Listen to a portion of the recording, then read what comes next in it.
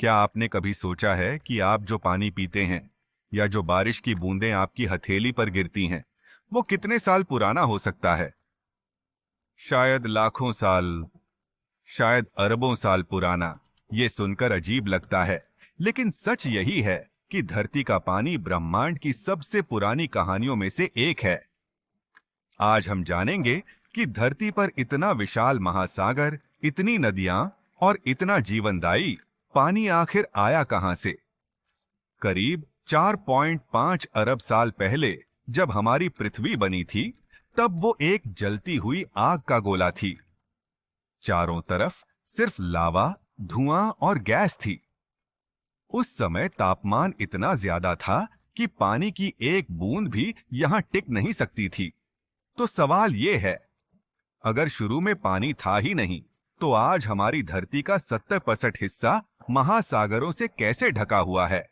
यह रहस्य विज्ञान को आज तक उत्सुक करता रहा है। वैज्ञानिकों ने इस सवाल का जवाब ढूंढने के लिए कई थ्योरीज बनाई हैं। पहली थ्योरी कहती है कि पानी धरती पर अंतरिक्ष से आया।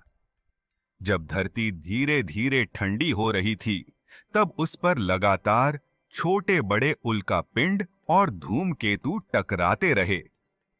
इन उल्काओं और धूमकेतुओं के भीतर बर्फ मौजूद थी। हर टकराव से थोड़ा थोड़ा पानी निकलकर धरती की सतह पर जमा होता गया। सोचिए, हर टक्कर जैसे एक छोटा तोहफा लेकर आई हो। इन तोहफों ने मिलकर करोड़ों सालों में महासागर बना दिए।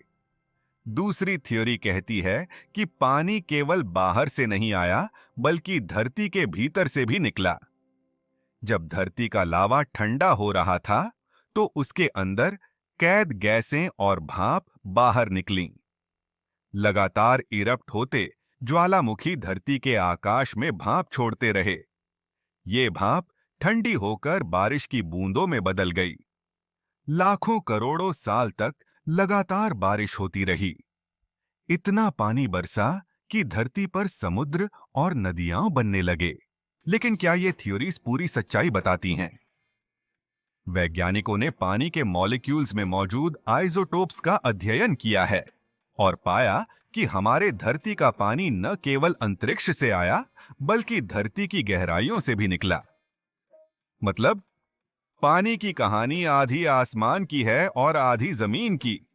अब सोचिए, यह पानी जो आपके गिलास में है, उसमें कुछ मॉलिक्यूल्स ऐसे हो सकते हैं जो अरबों साल पहले किसी धूमकेतु से आए होंगे, और कुछ ऐसे हो सकते हैं जो धरती की गहराई में फंसे ज्वालामुखी से निकले होंगे। हम जब पानी पीते हैं, तो असल में पूरे ब्रह्मांड का इतिहास अपने भीतर उतार रहे होते हैं। अगर पानी धरती पर ना होता, तो न जीवन होता, न पौधे, न जानवर और न हम। यही वजह है कि जब वैज्ञानिक दूसरे ग्रहों पर जीवन ढूंढते हैं, तो सबसे पहले पानी की तलाश करते हैं। मंगल, यूरोपा, टाइटन, इन सब जगहों पर पानी के निशान मिले हैं, और यही संकेत देता है कि शायद हम ब्रह्मांड में अकेले नहीं हैं।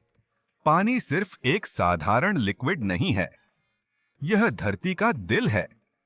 यह हमारी सभ्यताओं का आधार रहा है। मिस्र की सभ्यता नील नदी के किनारे पनपी। भारत में गंगा सिर्फ एक नदी नहीं, बल्कि आस्था और जीवन का प्रतीक है। अगर धरती पर पानी नहीं होता, तो शायद सभ्यता का नामो निशान भी नहीं होता।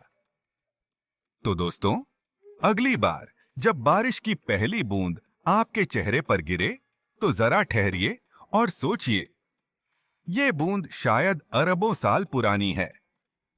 ये बूंद आपके पूर्वजों ने भी देखी होगी, और ये बूंद आने वाली पीढ़ियां भी देखेंगी।